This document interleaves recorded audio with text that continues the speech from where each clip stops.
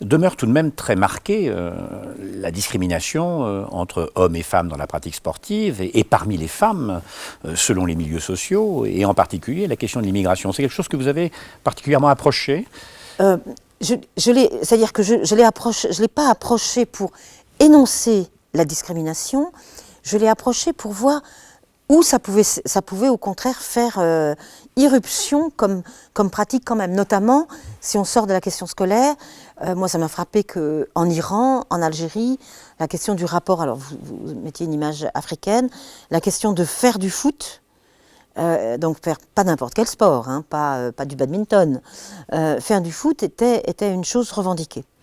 Donc à partir de là, ça veut dire que des signaux multiples sont envoyés par là. Je ne saurais pas vous dire, je ne saurais pas faire une analyse théorique du pourcentage de discrimination qui serait donné, puisque, alors ça c'est le souci avec moi, c'est que depuis cette revue Les Révoltes logiques, je travaille sur l'émancipation et non pas sur la domination. Donc je suis sans cesse en train d'essayer de voir comment fonctionne l'émancipation par rapport à des structures dominantes, plutôt que d'aller énoncer exactement l'état des lieux de la domination. Mais je trouve que c'est un point de vue par rapport à la question femmes et sport important, parce que ça la décale. C'est-à-dire qu'on n'est pas là seulement à déplorer.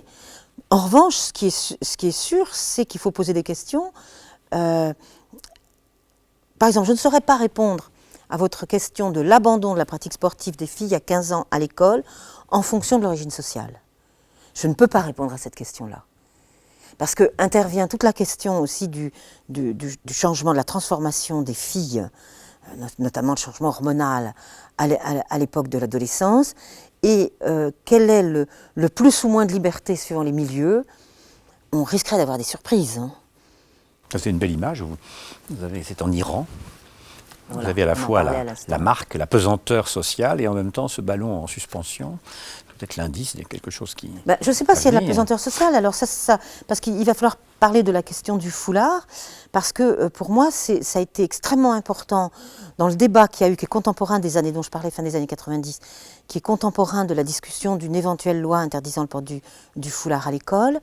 La question pour moi n'a jamais été la question de la religion, mais précisément la question de la pratique sportive. C'est-à-dire si vous portiez le foulard à l'école, alors vous allez nécessairement vous faire dispenser de sport.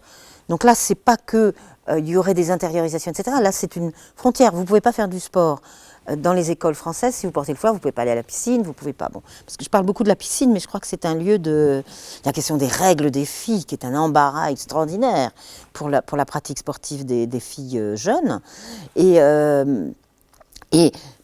pour ma part, la question de la présence du foulard à l'école, je l'ai toujours rapportée à ce que j'appelle de la matérialité, c'est-à-dire non pas la question religieuse qui est de la superstructure, mais au contraire de l'infrastructure, quels sont les cours où elles n'iront plus. Et les cours où elles n'iraient plus, c'était effectivement la pratique sportive, éventuellement la biologie. Donc, mais c'est pour ça que là, cette image dit, je peux être habillée comme ça et pratiquer le foot.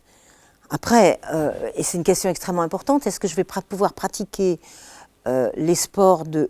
Alors, pratiquer le sport, oui. Pratiquer les sports de haut niveau, est-ce que ça ne va pas être discriminant dans la matérialité même du vêtement? Ça, c'est une question qui m'intéresse. Mais à ce moment-là, je n'ai surtout pas besoin de convoquer la question idéologique, donc religieuse.